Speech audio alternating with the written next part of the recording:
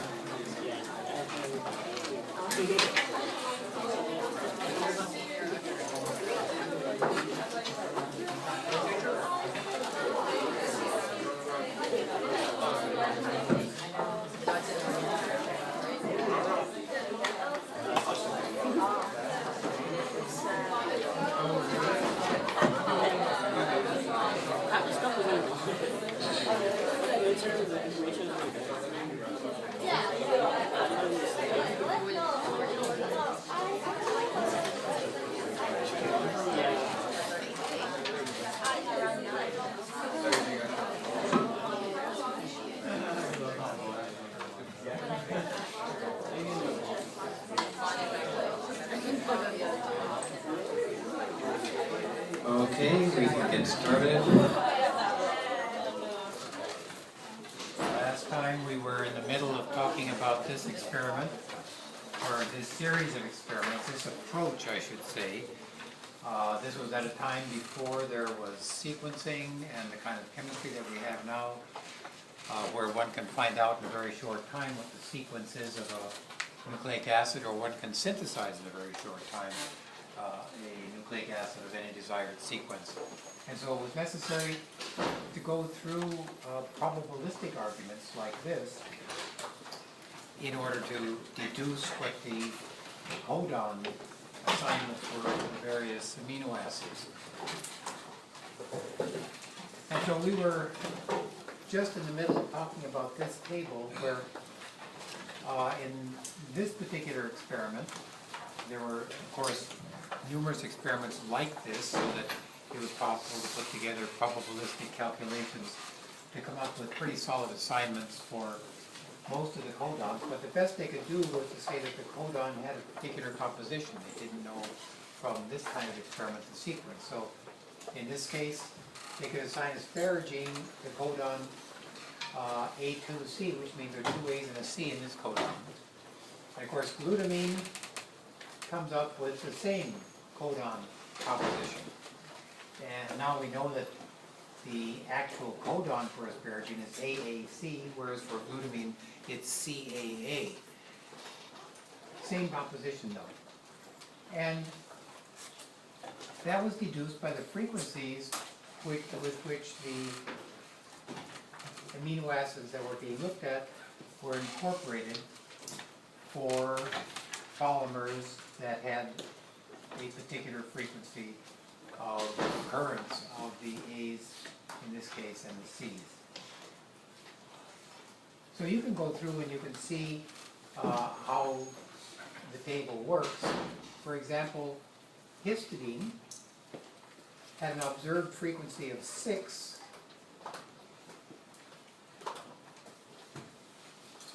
whereas proline had an observed frequency of 7. It seems close, but they were not the same. In the experiments it was clear that proline had a slightly higher frequency. Well, it was known that proline had a codon that was CCC from this experiment. And so it was deduced that they both must have AC2 compositions, but proline must be coded for by at least 2 different codons. And so it was apparent from this kind of thing that there was some degeneracy in the code. Different codons could code for the same amino acid.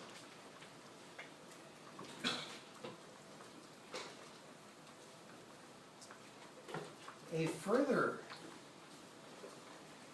experiment,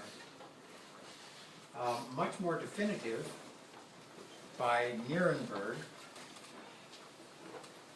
involved the actual synthesis. This was when the techniques developed further in the 60s, to where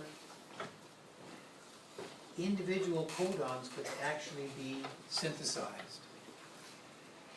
And the idea arose once the ability to synthesize trinucleotides like this. The idea arose that maybe these trinucleotides could be attached to ribosomes in some sort of an in vitro experiment, and that then those ribosomes with trinucleotides attached could be presented with charged tRNAs to see which amino acids bound. So the way these experiments were done was ribosomes were combined with a specific trinucleotide, and then a tRNA mixture charged with amino acids. So all the tRNAs and all the amino acids, except one of the amino acids was radioactive. So now you had a mixture of the ribosomes, one particular trinucleotide, and a tRNA mixture that was charged with all the amino acids, but only one of the amino acids was radioactive. And the question was, when these tRNAs are allowed to bind to the ribosomes, guided by the trinucleotide that was on the ribosome, which radioactive amino acid is going to bind because of this trinucleotide? That is to say, you do the experiment one time with radioactive alanine, another time with radioactive proline, another time with radioactive lysine, and so forth, and find out when you find radioactivity binding to the ribosomes. And the way binding to the ribosomes was determined was by passing the mixture, the experimental mixture, through a membrane of nitrocellulose, to which the ribosomes bind. Turns out that proteins bind hydrophobically to nitrocellulose, and in this case to nitrocellulose membranes. The ribosomes bind, but the tRNAs pass through. The charged tRNAs with the amino acids pass through. And so they can rinse this, and they find that the bound ribosomes then gave radioactivity. The membranes became radioactive if there was a UUU and radioactive phenylalanine, but not if there's radioactive lysine or radioactive proline. AAA, of course, we know this from up here, but this just shows this, but for other types of codons, they got new amino acid assignments. So AAA gives lysine, gives radioactivity when lysine is radioactive, but not when phenylalanine is radioactive. And CCC gives radioactivity bound to the nitrocellulose only when the proline amino acid was radioactive. And so this enabled almost a complete set of assignments for the genetic code. And there were additional experiments that finally allowed completion of the code. I just give one simple example here, a copolymer, when methods were developed for having a regular copolymer that has regular alternating amino acids like this. And they attached this to the ribosome and provided all the amino acids. They got a peptide which was alternating threonine, histidine, threonine, histidine, threonine, histidine. And so that means that the two codons for threonine and histidine are ACA and CAC. And of course, we already know that threonine has two A's and a C in its codon, whereas histidine has one A and two C's. And so histidine has one A and two C's. That would be CAC, is the histidine codon. So these kinds of experiments allowed assignment of almost all of the amino acids to codons.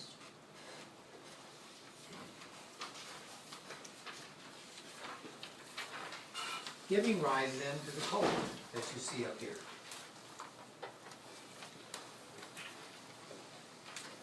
This is the standard table of codon assignments, and it turns out that the table of assignments has some significant meaning when you look at some of the correlations that appear through the table. Correlations are not perfect, but you can see definite trends.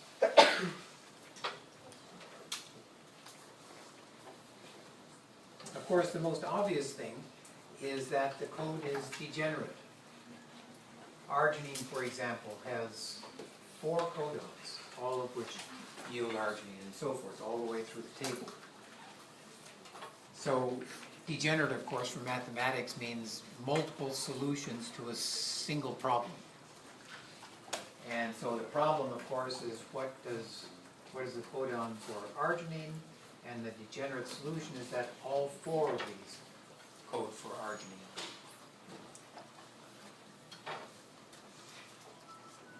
So these variations, this degeneracy that I was just talking about is highly non-random. Look at the color coding here in the table. Non-polar residues have this golden yellow color. So these are all non-polar residues here. Polar uncharged residues are the hydroxylated amino acids, for example, or the amides. And so you see them here, polar but not charged, and then basic and acidic. So this is basic and the acidic ones. And when you look at the variations, when you look at the codon assignments, you notice that in the first position, the differences in the first position tend to switch between similar amino acids. So here you have first position U, first position C, first position A, first position G, and if you switch any of these first positions through mutation, of course, you switch among amino acids which are all hydrophobic. And so you'll see when you go through the table like this that there's a built-in buffering against the effects of mutation. So of course, during replication, the polymerase is highly specific.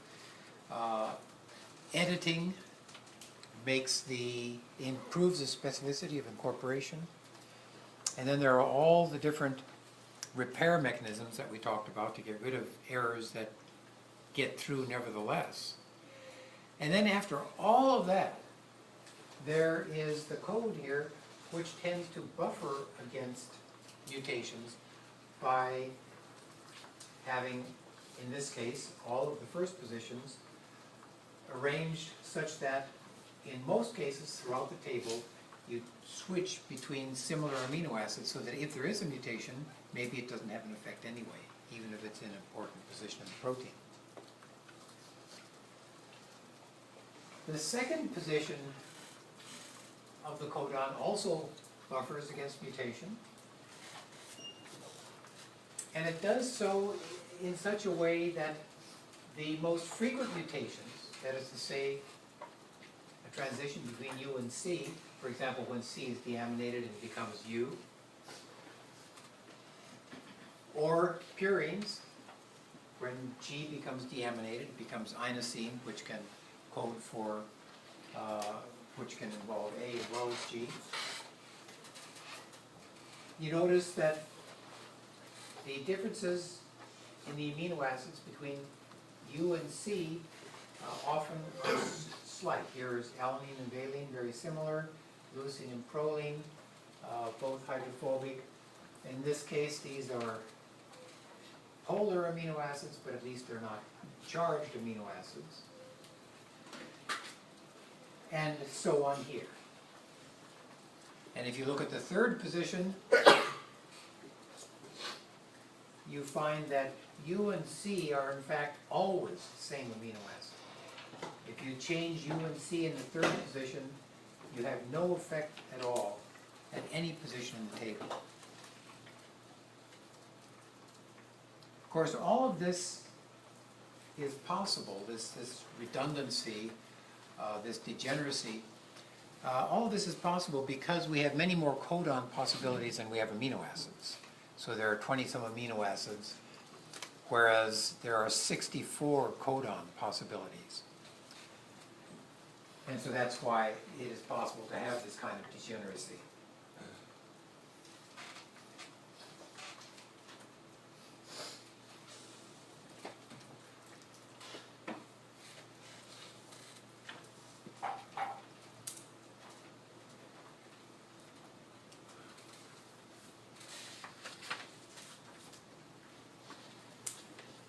Okay, so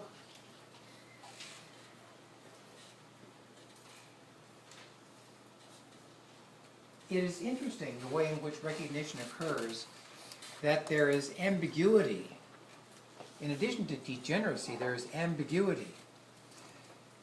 So there's almost a paradox here.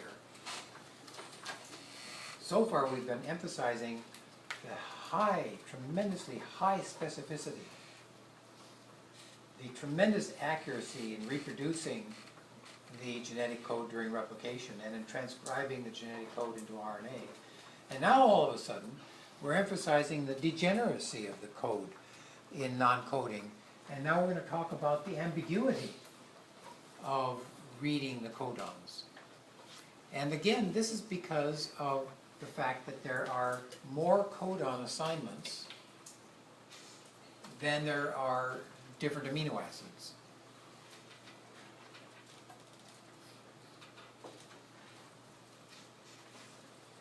Let's talk about wobble. Crick coined this term. It turns out that there are not as many tRNAs as one would expect. One would expect to have a tRNA for each codon. Turns out,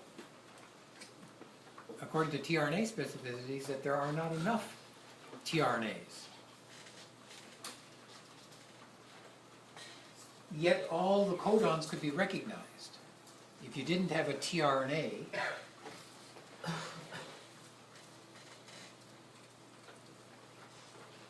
if you didn't have a particular tRNA recognizing a particular codon, you would expect that codon to have no function.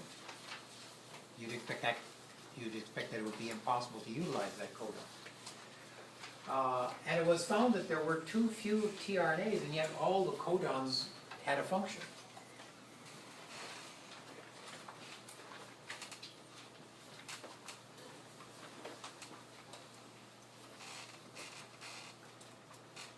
So look at this example here. 2 codons recognized by a single tRNA. It turns out that tRNAs with A and C at the 5' position of the anticodon do recognize only one codon. But if there is a U or a G,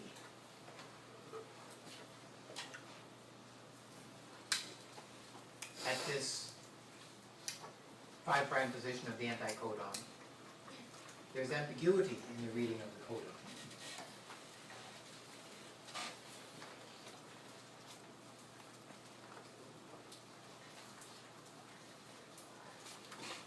So here is a U, which can either read a codon that ends in A or a codon that ends in G. And you know that UG can form base pairs in RNA structure, so it's not surprising that UG can form, UG base pairs can form here too, because of the greater flexibility of the RNA in 3-dimensional space than a regular double helix of DNA. And that's illustrated here, where you have a uracil that can hydrogen bond to guanine like this, whereas if this were an adenine, the uracil with these 2 positions would be down like this. So it would be moved down, and the angle here to the rest of the chain would be changed. And so that's where the term wobble comes from. If there is a G,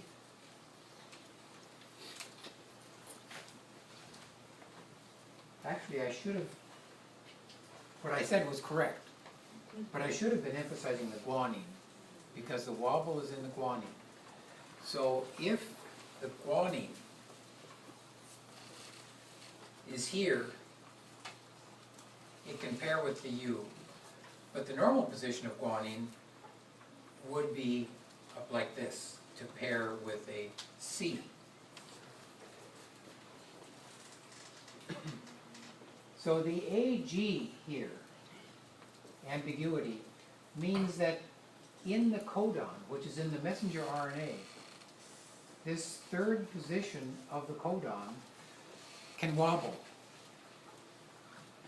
If it's an A, it's in the normal position for pairing with a U. But if it's a G, it can wobble down and also pair with the U, as shown here, giving base pairs that are of similar stability, 2 hydrogen bonds.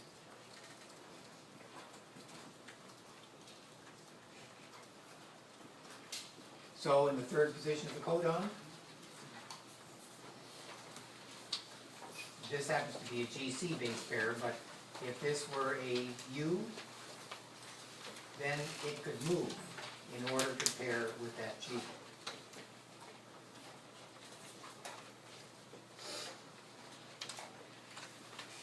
A similar kind of argument goes for when there is an inosine, in the third position. Now the inosine, of course, arises in the third position of the anticodon because of base modifications that occur to the RNA after it's been synthesized. Obviously, an inosine is not coded for by the genome, but it's produced subsequently during the processing of the tRNA. And we've gone through all the different ways in which bases can be modified after synthesizing the RNA.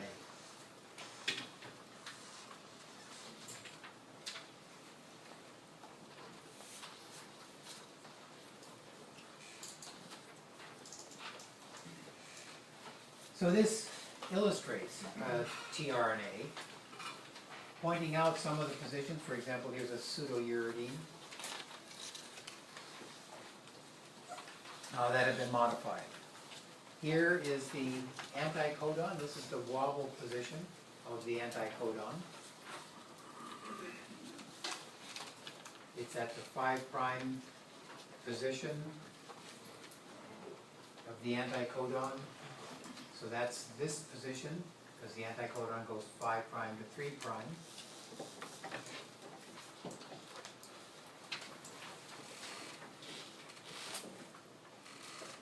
Now, as I said, the wobble occurs because of the ability of the third position of the codon in the mRNA to move. Keep that in mind for just a moment here when we talk about the tRNA structure. So these tRNAs, the first tRNA was sequenced in 1965. It was a huge effort by a large team of people led by Robert Hawley. He got the Nobel Prize for sequencing this small piece of RNA, together with Nuremberg and Khorana, who were involved in deducing the code as we talked about earlier.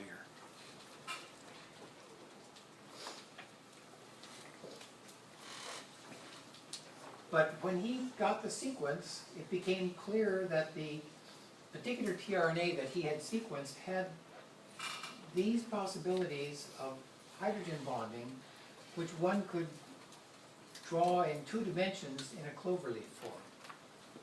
And for a long time it was thought that this was the essence of tRNA structure. It wasn't known in the beginning that tRNAs were actually very compact molecules, like lots of RNA molecules that we've talked about can fold into compact structures, having been handed down from the RNA world.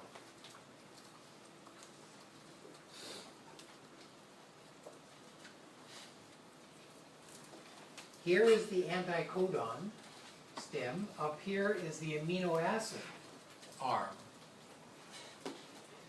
So remember the adapter hypothesis of Crick that we talked about. A particular amino acid is attached here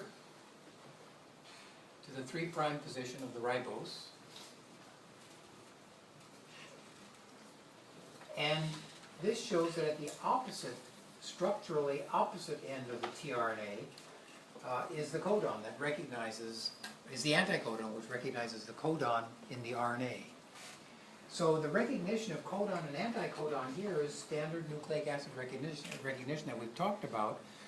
And as I mentioned before, the real decoding occurs up here because the correct amino acid has to be attached to the correct tRNA. And we're going to talk about how that happens.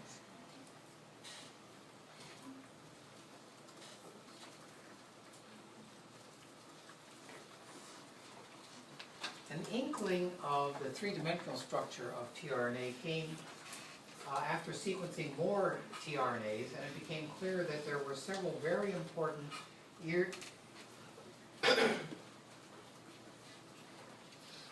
positions that were invariant in this arm and in this arm. Particularly this G star G here and this pseudouridine C position here. We now know from the three-dimensional structure that these two interact, and so it actually is folded. And you can see that up here. You see the D arm, that's this one, and these two G residues here are interacting with the pseudouridine here and the C. So that's folded over, giving rise to this structure. And you can see that once this folds over,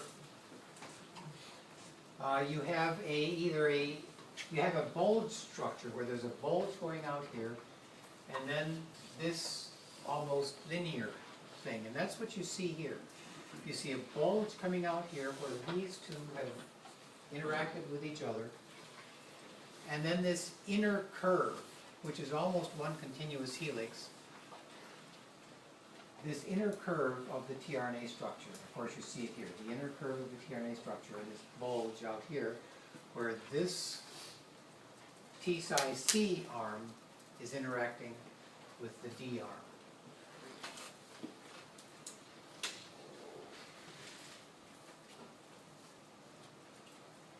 All the tRNAs have structures very similar to this, even though the sequence is different. And of course, the sequences down here at the anticodon must differ. And that's right down here at the end. You see the anticodon here. But all the tRNAs have to have a very similar, almost the same three-dimensional structure. Why? Yeah. Because isn't there a point to like catalyze the formation of peptide bonds, so all of the active site has to be the same? Absolutely. These tRNAs have to be used by the ribosome to synthesize a protein chain, so they all have to pass through the same machinery. They have to pass through the same active site on the ribosome. And so therefore they all have to be essentially the same shape in order for it to go through the ribosome synthetic machinery, this factory assembly line. Yet the tRNAs have to be different enough to be recognized. And so we're going to be talking about that recognition. Before we talk about recognition, let's go back to wobble for just a moment. Notice the anticodon loop here. Notice the anticodon here and the anticodon here. It's part of this rigid structure. So now you see why the wobble occurs in the messenger RNA rather than in the tRNA. So the tRNA is a rigid structure, and it's the G that can recognize either a C, or if there's a U in the messenger RNA at this position. The messenger RNA is simply sitting on the ribosome. These two positions are firmly bound by the ribosome and oriented specifically to give high fidelity of recognition. But this is not bound so tightly. It's allowed to move a little bit, so that if there's a U here, it quite easily moves in order to allow a UG non-Watson-Crick base pair to occur. So that's why the wobble is in the message codon rather than in the anticodon of the tRNA.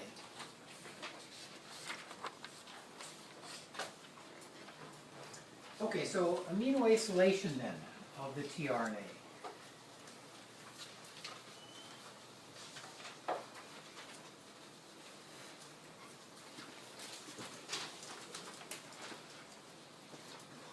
Remember, as I was just saying, that this interaction is the only thing the ribosome recognizes. So keep that in mind when we talk about the charging of the tRNA up here with the amino acids. So a tRNA comes in, sits on the codon, on the ribosome. Of course, it wouldn't have a naked 3' end here, it would have amino acid on here. So this is actually an incorrect diagram in that sense. There would be an amino acid up here, and the ribosome ensures fidelity of recognition here. It ensures that the codon and the anticodon match. But the ribosome doesn't have a clue what's up here. It just takes whatever is up there and incorporates it into a polypeptide chain. So the ribosome has no proofreading function that affects the amino acid. The only proofreading on the ribosome, as we'll see, is in making sure that recognition, especially in the first two positions here, is accurate.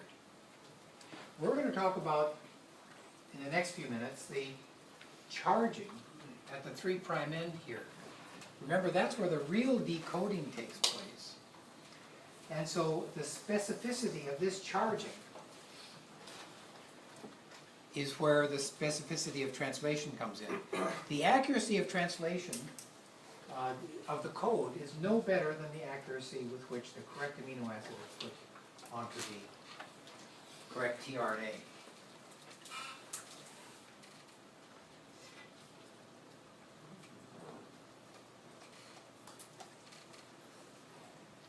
And so as we were talking about with the adapter hypothesis that Crick came up with,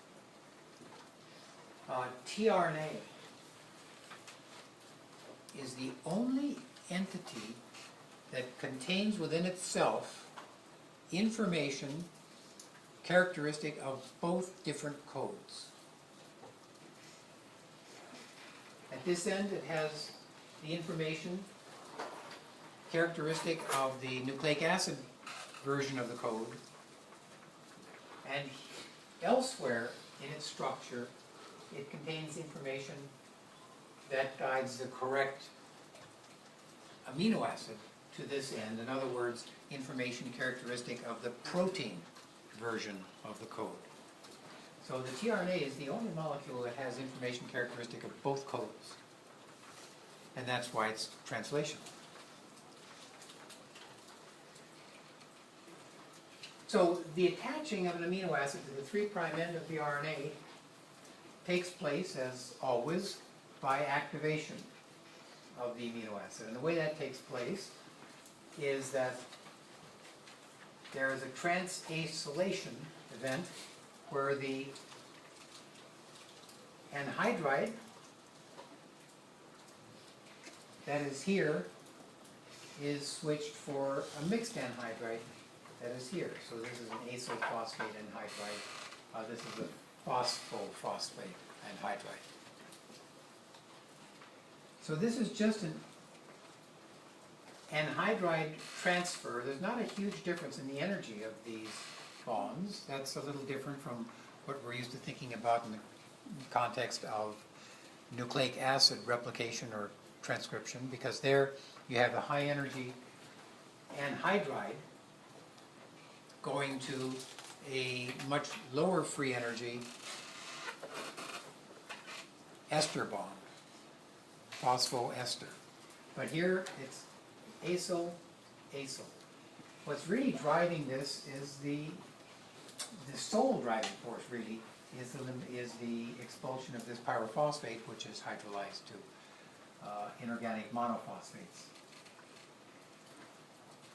So then this is the activated amino acid, which is then used by tRNA synthetases in order to charge the tRNA. And a tRNA synthetase is simply the name for the enzyme that takes this charged amino acid and transfers the amino acid to the 3' end of the tRNA.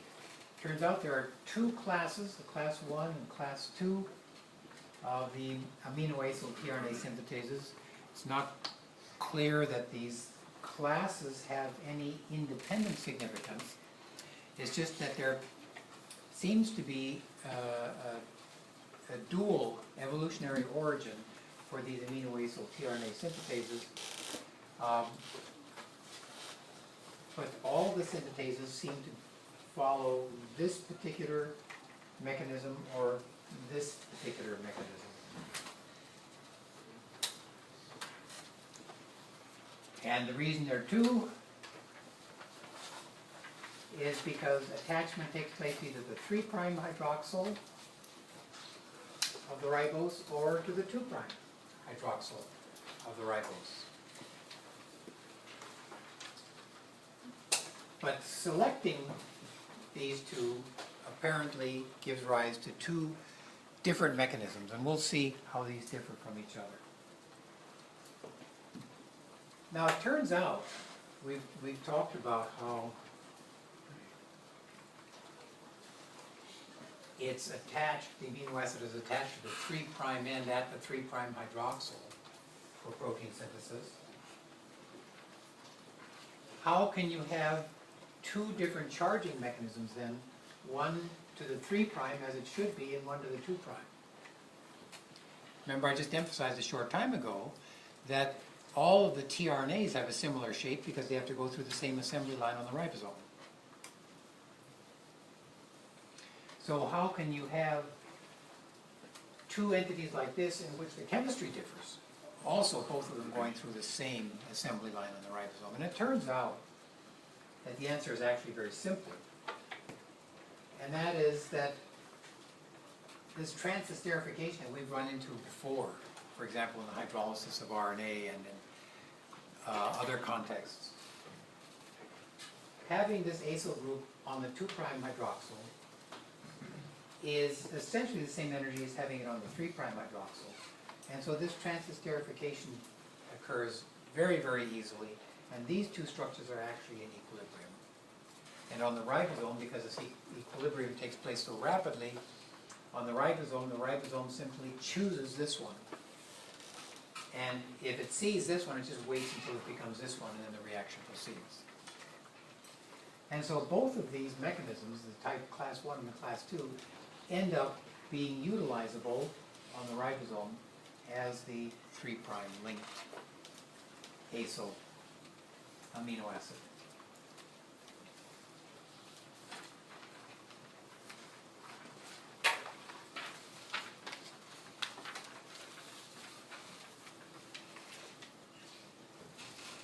So this is the chemistry by which it's attached. Obviously, what we're especially interested in is the recognition. How do these synthetases recognize the tRNAs?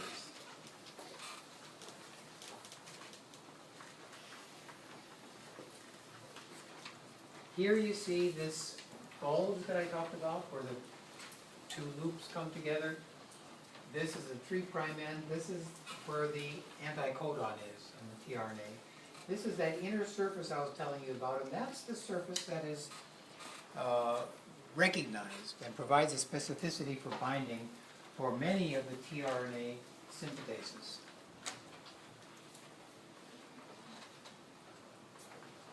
There is especially recognition here, and recognition here.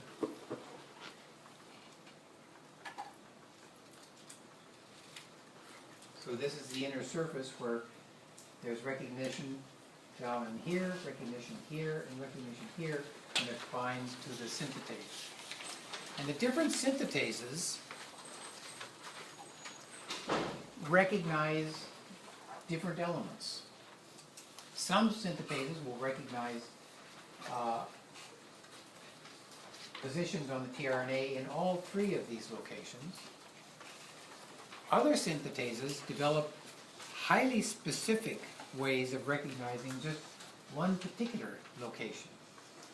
We'll look at one of those here.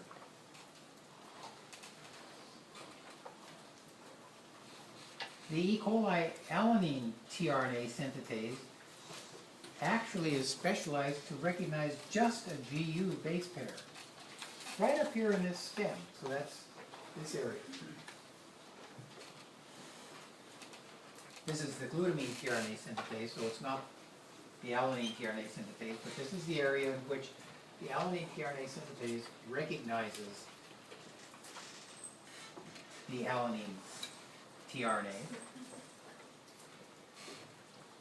And the way it was determined that it was really only this GU base pair that's important, besides mutational analysis, was they could make an artificial tRNA by recombinant DNA methods in which only this stem existed plus a loop to allow a stem loop structure like shown here. So everything between 66 and 13, everything from here to here was deleted. And still it was recognized specifically. So this illustrates that there's a huge range of mechanisms of recognition of the different tRNAs by the different tRNA synthetases. Remember, that is where the decoding takes place. It's the ability of a tRNA synthetase to recognize an individual tRNA and then put on only the correct amino acid.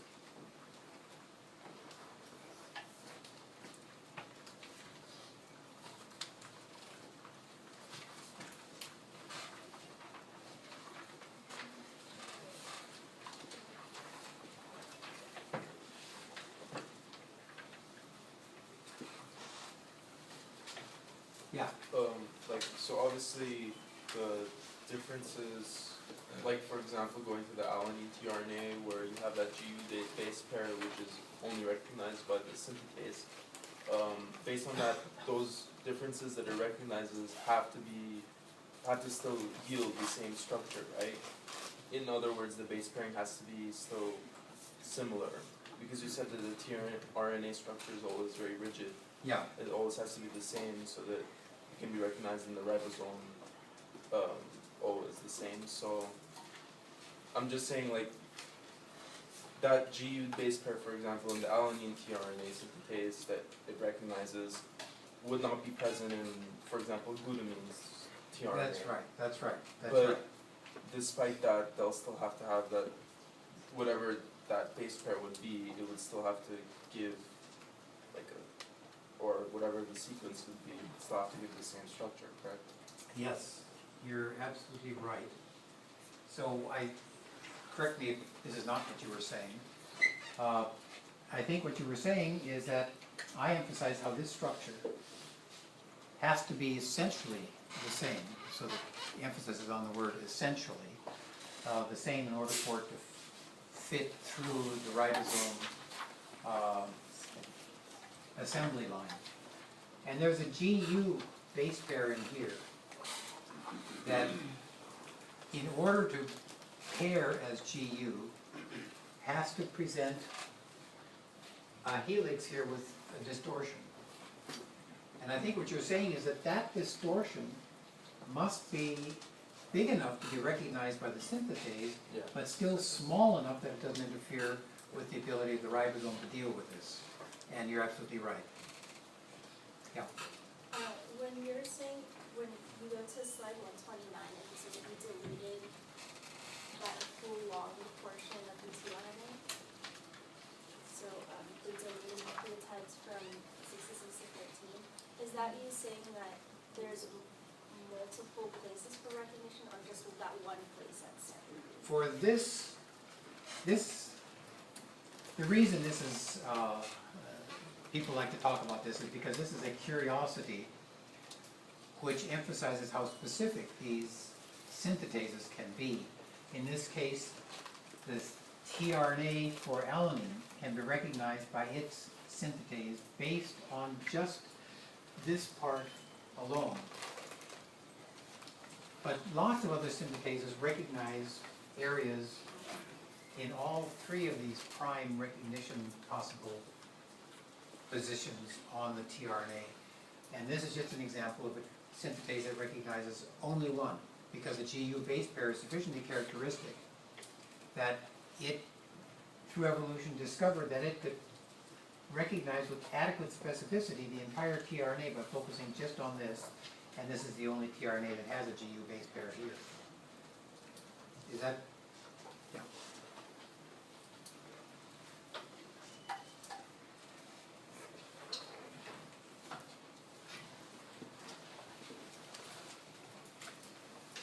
Okay, so we're talking about specificity, and it shouldn't come as a surprise that as soon as we start talking about specificity, proofreading is going to come up somewhere. Because the energetics of initial binding is never enough to give the specificity that is required by the genetic code. There are plenty of contacts for the synthetase to recognize each tRNA with great specificity, either by recognizing a large surface or by recognizing a very characteristic aberration in the helix.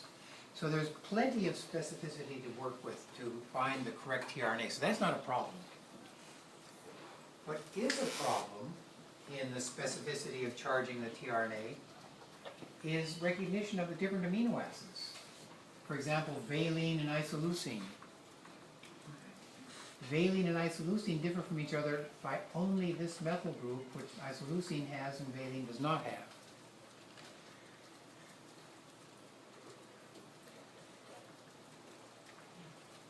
And if you think about it from a thermodynamic point of view, it turns out that there is actually a hard upper limit to the amount of specificity one can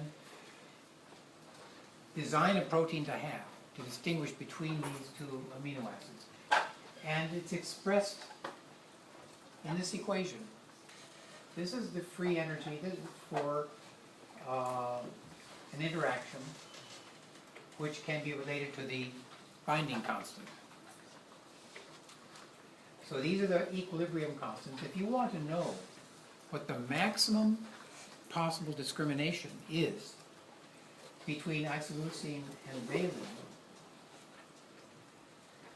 that would be expressed as the ratio of the binding constants for isoleucine and valine, and the ratio of the binding constants is related to the difference in the free energies of binding.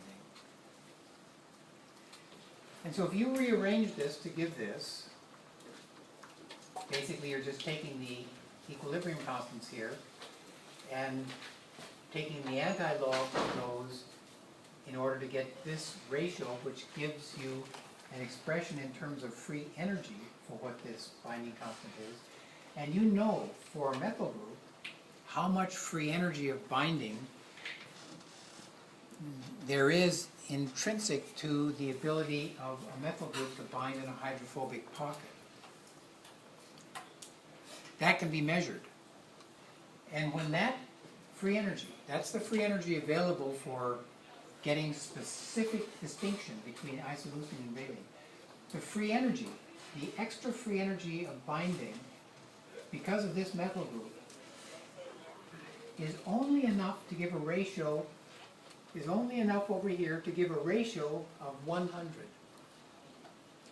That means that fundamentally, thermodynamically, the best you can ever hope to design an enzyme is to recognize isoleucine with 100-fold preference over valine.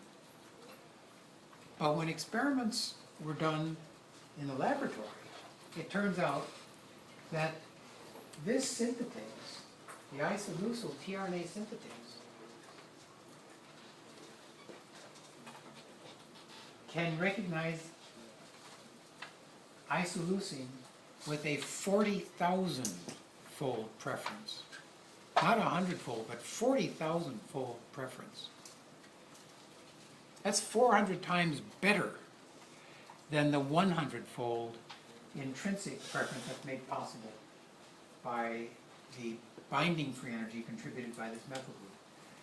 And of course, it's the proofreading that gives that extra 400-fold. In this case, the proofreading is what gives the major part of specificity, because the specificity based on binding is only 100-fold, but proofreading increases that 400-fold. So the main specificity here is in the proofreading, and we'll talk about that mechanism next time.